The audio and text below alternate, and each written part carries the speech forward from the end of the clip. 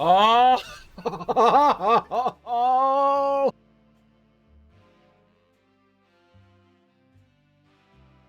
Greetings, everyone. I'm glad to be here, and I'm glad that you are here. Today's jank is tokens, folks. For those of you who are frequently on my Twitch stream, you will know that this is one of my favorite archetypes, and I just really enjoy playing tokens kind of as regularly as possible. But I kind of haven't in a while, so I was like, you know, it might be kind of time to revisit that again. It's been, whatever, a month or two or something, and, you know, I like it. I really enjoy it. So I was thinking about playing it. So I was thinking about it. I realized, holy crud, actually, we don't even have one up on the YouTube. So I thought, I need to do that right now for the YouTube at least. We'll see what we do on the Twitch stream down the road here, but at least for the YouTube, I needed to get one recorded here. So here we are doing a little token stuff. What is it exactly we're doing? Well, this is shenanigans. There are definitely other builds of this that will be a little more consistent, I think, as far as providing a lot more tokens, potentially even tokens sooner, and allowing you to be a little more aggressive. What we're trying to do, though, is have a good time. So we are going all in on doubling up the tokens we create. Parallel Lives, 4 mana enchantment. If an effect would create one or more tokens under your control, it creates twice that many instead. Anointed Procession, 4 mana enchantment. If an effect you control would create tokens, it creates twice that many instead. Chatterfang, if one or more tokens would be created under your control, those tokens plus that many 1/1 Squirrel tokens are created instead. So essentially, this also doubles up however many tokens we have. So we have 7 doubling up our tokens critters, or cards here. 2 of them are a critter, actually. As far as token creators, we are running Legion's Landing. We really, really want this on turn 1. This is a very, very good card. This is kind of important to our game plan because we also have 8 turn 2 token producers. So ideally, we want to start on Legion's Landing on turn 2. At the end of their turn, flash in, because both of these are instant, 2 creatures, and then attack them in. Even if we're like suiciding one or something like that, no big deal. Flip this Legion's Landing, and it kind of ramps this as well. So that is, we want to do that every game if we can. Certainly as often as possible. But both of those create tokens. And then we're also running Chitterspitter for continued token production as well. A couple of Castle Ardenvales, Legion's Landings can also produce tokens over time. But Chitterspitter, 3 mana. You can pay a single mana, tap it, create a green squirrel. So every single turn, you can kind of just make a new squirrel, which, again, if we're doubling it, is 2 squirrels. If we have 2 of these effects out, that's 4 squirrels, because it would be doubled, and then it would be doubled again. You know, yeah, this gets insane, folks. We're hoping to have a game where we get as many as, like, 3 doubling up effects out. That would be insane. Admittedly, with only 7, that's not super likely, but we would love it. I think that would be crazy. So just having this repeatable advantage, whether we're creating, you know, I think having 2 of these out at a time isn't incredibly unreasonable. When you put 4 of a card in your deck, you expect to see one every game, give or take. And since we have 7, we would need to be lucky-ish, but it would be, we should see 2 of them in, like, whatever, at least 60 or 70% of our games, right? So given that, activating this would be creating 4, activating this would be creating 4, activating this would be creating 4. Those onboard advantages can get out of hand, right? Then as far as just the final, just additional token creators, March of the Multitudes has a couple. Convoke, create X 1/1 creatures with lifelink. History of Benalia, get a 2/2 for the first 2 sections, and then those knights are going to get +2/+1. So that's good. And then Intangible Virtue, tokens you control get 1/1 and have vigilance. So kind of an anthem as well. And then all of this, the obvious thing to say about all of this deck is, well, it's going to be way too slow, right? Like, you know, you're not going to be able to beat the aggro decks because you're slower than them. But then how are you going to beat the control decks when you're not very good against control? Well, the glue to hold it all together, the secret sauce here, is Settle the Wreckage. Exile all creatures target attacking, or exile all attacking creatures target player controls. They get basic lands to compensate. But yeah. So Do I expect great things? No. Do I expect to have a great time? Absolutely. So let's see if we can fill that bill, shall we? All right, folks, here we are up against T. Brown Ellison, and yeah, I mean, the hand's a little awkward, but I think it's fine. We'll keep it. Gonna start on a forest, I think. I always like to save these until later. You never know what other lands you might top deck. Yeah, we might top deck into a plains, and then another plains, then another plains, then another plains. And even though our hand indicates we want multiple plains, you know, you never know. We might elect to put these on green if we wait, right? Occasionally that can come back to get you, but... Oh, crud. Shark Typhoon. Cycling. Yeah. I guess we're just gonna make some dudes. And I mean, we might regret not exiling that, but I can't imagine there are very many ways of getting rid of, or getting Shark Typhoon back from the graveyard. So I may yet regret this decision, but for now, we're gonna do this. History of Benalia, get in for 2. Your go, T. Brown Ellison. It's possible we're supposed to go for the Chitterspitter here, because it is a more powerful long game engine than History of Benalia, but we're actually going to try and put our opponent in a spot where they feel like they need to... Holy crud. I was going to say sweep the board this turn, but they didn't. See, remember what I said, folks? We might go plains, plains, plains, plains. Yeah, well, here we are. This is, in fact, going on the... do not do that. Why would you do that? This is not helpful at all. I assume our opponent is going to anger the gods here. They do not. No, darn it. I hit the full control, but it was too late. I wanted to be able to make a dude and then sacrifice that dude. I think we're still going to sacrifice one, though. All right. Because this is still 1 more damage total, right? All right. Yep. History of Benalia. Come on down, make a dude. Is our opponent going to, settle the wreckage, folks? They might. You know what? We don't need to do that here. I was going to do the thing, but I think we're actually going to decline. These are all individually lethal. Hey, look at that. So let's go with this. And you know what? Actually, I think we would like to get all those lands out of our deck. So if our opponent has Settle the Wreckage, fine. Yep. We're just fine with this. I think we would rather, because we have so many individually lethal threats now, right? We would much rather just not draw these lands. And now we can make a Castle Ardenvale token, right? And a Chitterspitter token. Save the March of the Multitudes. All right, opponent. Scooping them up. GG. GG. Gotcha. All right, folks. This is a really awkward hand, but I think we are going to keep it. We don't have any 1-drops again, which admittedly there aren't that many in the deck, so we're not too broken up about that. But, you know, we would like them occasionally. But we do have a 2-drop into good 3-drops. Into the 4-drop, like, you know, I think this is not a hand we could mulligan. Even though it is definitely on the awkward side. Opponent. Deadly Disputes. They're Shambling Ghast. Beating a treasure.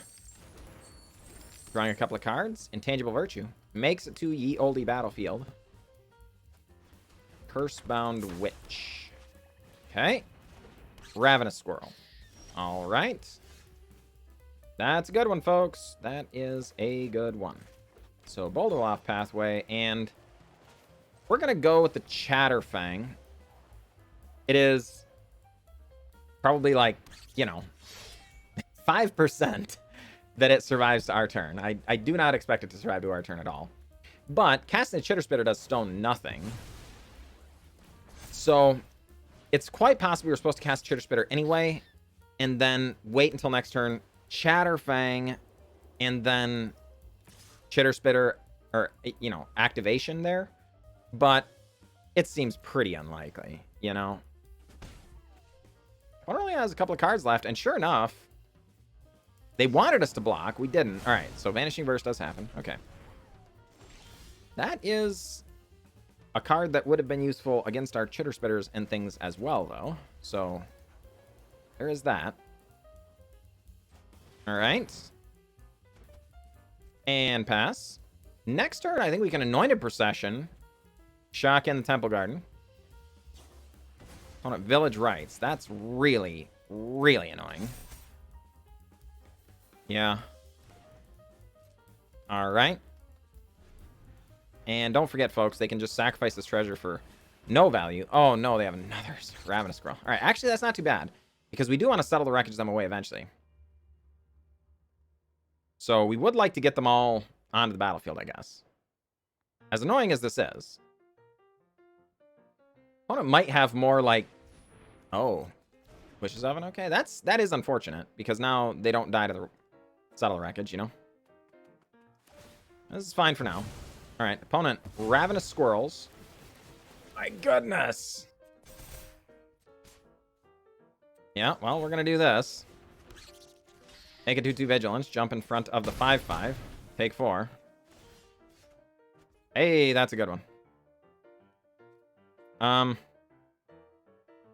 Let's see here. So let's Forest Anointed Procession. We've got to be able to both advance our board and... Oh my goodness, Abiding Grace. That is really good. That is really good. Oh my word. Okay. Meadow Massacre, X equals 0. Yeah, this is decidedly inconvenient. Yeah, we dropped to 10. Opponent going to get back a Witch's Oven, almost certainly. No, they don't. They get the Cursebound Witch. That is fantastic. All right. Gotcha. Oh! Oh! Babrugio. That feels so good. Oh my word, folks. Oh my word. All right, so the opponent is going to be able to Abiding Grace, get back a Shambling Ghast here. But, yeah, we get to make 2 2/2 Vigilances, which is pretty good. I think we are going to go ahead and sacrifice one. Opponent going to gain a life for now. Hey. That one's okay. I don't think we're going to pay the life to shock this in, though. Yep. Opponent double blocks. Desperate to kill our Squirrel here. All right. -1, -1. Sure. They gain a life. We lose 2 of them. All right, folks. We do have life gain in the deck somewhere. We have March of the Multitudes that makes life linkers. Doom Foretold. No. I was not expecting this, folks. Yeah, this is decidedly inconvenient. All right, so let's raise the alarm. Sacrificing the Anointed Procession. Sacrificing. Opponent gaining. Sacrificing. Opponent gaining. Draw. Legion's Landing. Okay, that does make lifelinkers. That's good. All right. Opponent just takes all the damage down to 9. All right. Opponent sacrifices a kitten. We lose a life, down to 5. Opponent getting back a... who knows what. And sure enough, Bibrugio. Scooping him up. Not going to be good enough, folks. Close, but no cigar. Close, but no cigar. GG, Bibrugio. Alright, folks. Here we are up against Grey Goose. Good luck, Grey Goose. And yeah, we're going to keep this. Little awkward. Again, a little bit slow, but we knew that. So that's fine. Opponent has a mountain. And Beaumont Courier. Alright, well, this is inconvenient. Take damage. It's a plains. We will need another forest here, folks. The plains, you know, we're happy to have lands, but we will need forests. So that we can activate our Chitterspitters as well as cast them, you know? Oh, crud. This must be the discarding deck. The... whatever the heck that's called. What is that thing called, folks? I mean... okay. Delirium. Or... Madness. Madness deck, not Delirium deck. I assume they want to do quite a bit of discarding now. Yeah. Because... it buffs their Flameblade Adept. Yep. Raise the alarm. Coming on down. Making 2 dudes. Yep. We're going to be jumping in front of Beaumont Couriers for sure. Do you have burn spells, opponent? Lightning Axe. Discarding a Faithless Salvaging. Beaumont Courier goes away. Hey, there we go. Sign me up for that, folks. Shocking here stinks. But you know, we're saving life no matter what here, right? Because at the very least, we're going to trade with the Blazing Root Walla, which could pump to be much larger. And by much larger, I mean 50% larger, which is much. Even though that's only like, you know, 1 more damage. But you know what I mean, darn it. You know what I mean. Okay, another Lightning Axe. Sure. Okay. I think we still have to jump in front of the Beaumont Courier now, though. Unfortunately. No, if we do that, yeah. This is... none of this is good. Because they get 4 cards next turn. So we want them to advance their board more so that we can get more Settle the Wreckage value here. Yeah. But taking 6 down to 5 is really, really painful. Decline to sacrifice. So... yeah, not great. We might just die here. Opponent, 25 million cards in hand. Faithlessly loots. Into 2 unholy... or, not Unholy Heat. The Madness... discarded kill us thing. Nope. Blazing Root Walla, that's not the end of the world. Blazing Root Walla, it's not the end of the world. Ramanop Ruins is very, very bad here. We are quickly running out of options. We need to gain some life, and we need to do it quickly. The Flameblade Adept, sure. Insolent Neonate, sure. Alright. So... I kind of want to try and make them pay here, but... it's too risky. I don't want to accidentally click through the thing and screw up. Because they would pay 1 life, and it's unlikely 1 life is going to matter in this matchup right now. But, you know, for them to lose 1 more life, I mean. Decline, actually. Okay. We can't actually even cast that. Because we need to be able to activate both Chitterspitters. As it is, I think we're already dead, actually. Unless we get some way of gaining life. Whoa! Did not expect this. Okay.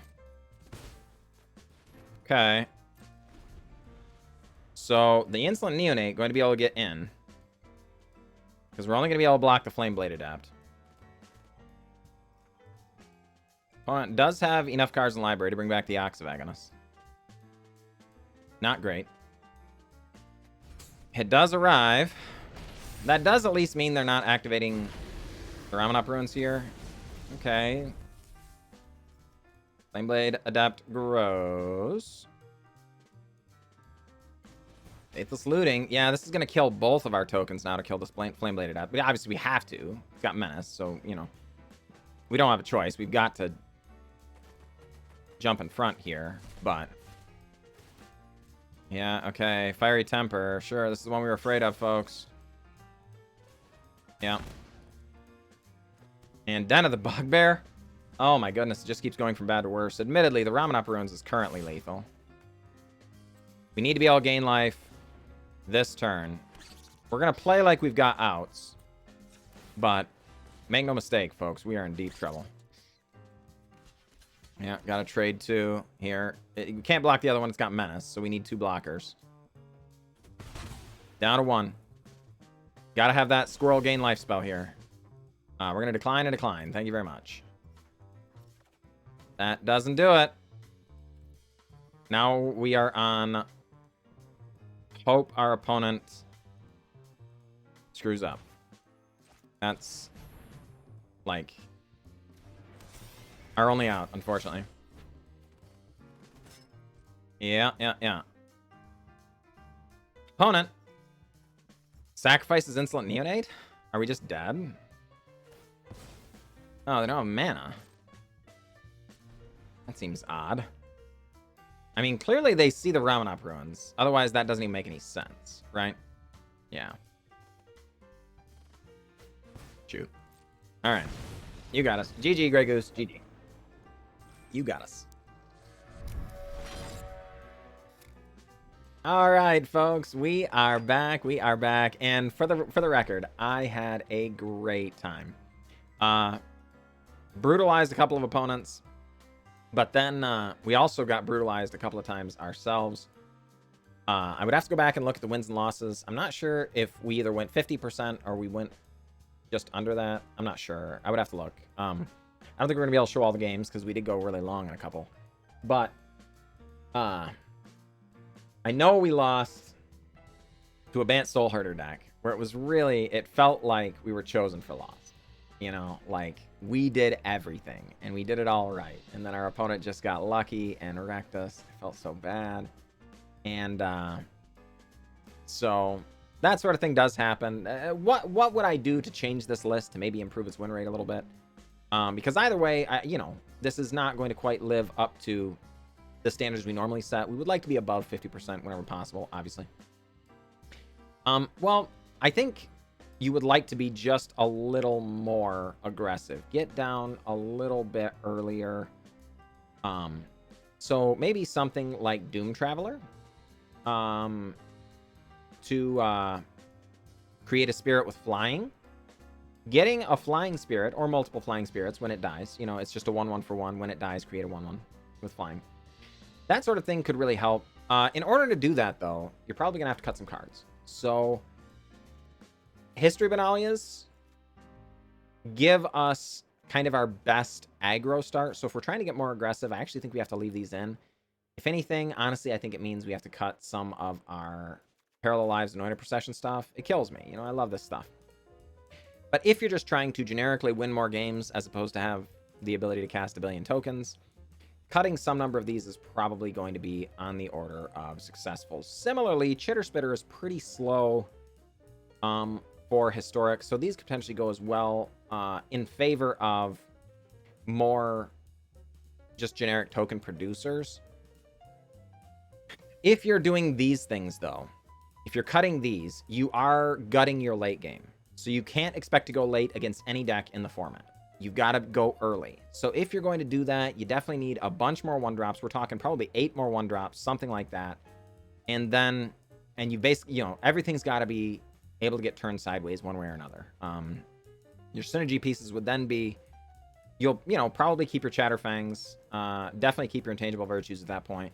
And maybe, you know, you might be able to slip in 1 or 2 of these effect and just pray that you receive them, but not likely to do the thing. As far as cards that I wanted to include but couldn't, chiefly would be the